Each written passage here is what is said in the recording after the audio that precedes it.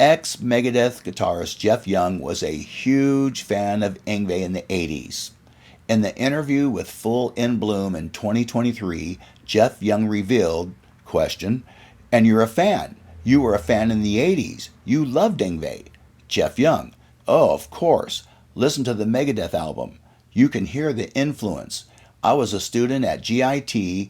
I got to go backstage and hang with Yngwie on the Alcatrazz No Parole from Rock and Roll tour one-on-one, and he was really cool to me. I still have pictures. I posted on social media here and there, the pictures when I was hanging with him.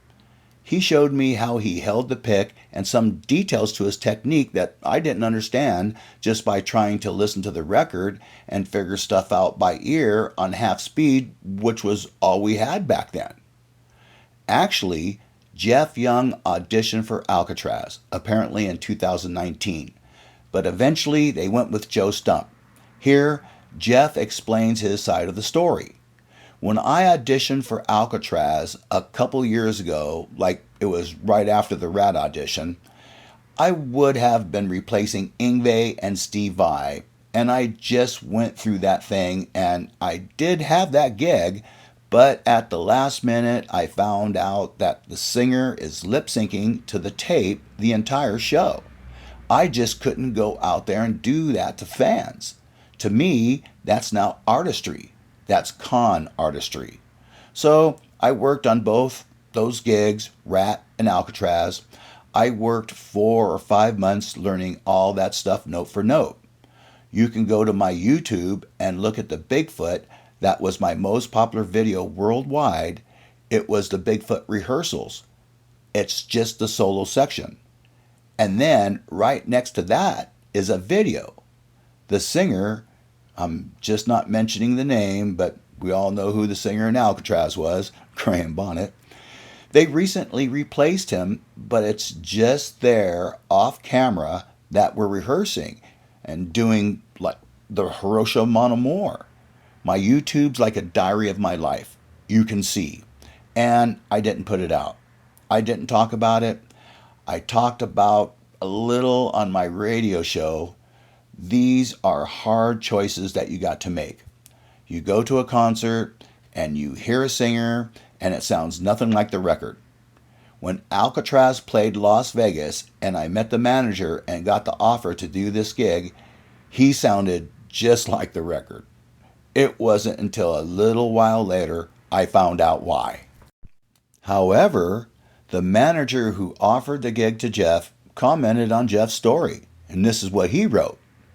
"Misinformation bothers me, so I will clarify a few points here. 1. Jeff is a cool guy and a great player, no issues there. 2. Jeff was not coming in to replace Yngwie or Vai, as he states. He was asked to audition for the 2020 reunion of Alcatrazz. Graham was still the singer at this point and remained so for one studio album after we chose Joe Stump instead of Jeff.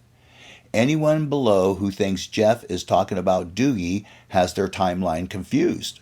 Also, this was long after either of those guitarists Jeff mentions had been in the band. 3. He says he turned the offer to join Alcatrazz down. This is 100% not true. I was the one who offered him the audition in person in Las Vegas. Jeff was actually quite disappointed he didn't get the gig. We chose Joe Stump as Joe was the perfect fit. Jeff was nearly there, but it just didn't quite feel right personally or musically. It was our choice to make for our own reasons. 4. Jeff did not work on the gig for 4 or 5 months. He came up 2 or 3 times to Los Angeles from Las Vegas as we gave him a couple chances to earn the gig.